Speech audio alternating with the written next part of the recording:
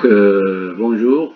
On va voir le principe fondamental de la dynamique et comment utiliser les équations de ce principe fondamental de la dynamique. Donc, pour un mouvement quelconque ça veut dire qu'il y a une translation plus une rotation. Le principe dit la somme des forces extérieures égale à la masse fois l'accélération.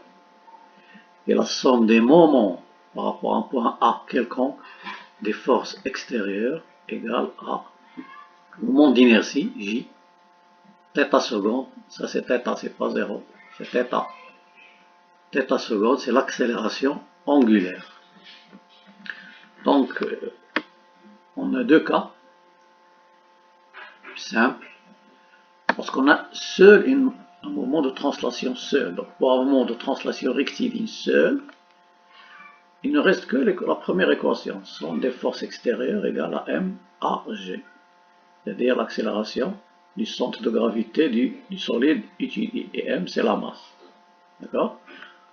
La deuxième équation, on l'a plus parce qu'il n'y a pas de rotation.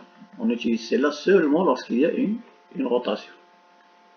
On va prendre un exemple simple.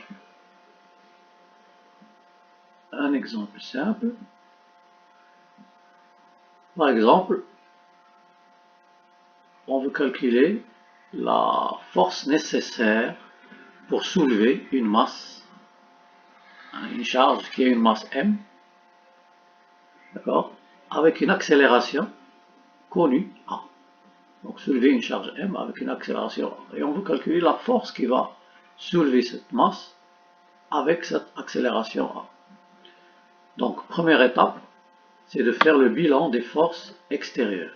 Toujours on commence par le bilan des forces extérieures, pour voir quelles sont les forces qui s'exercent sur ce solide.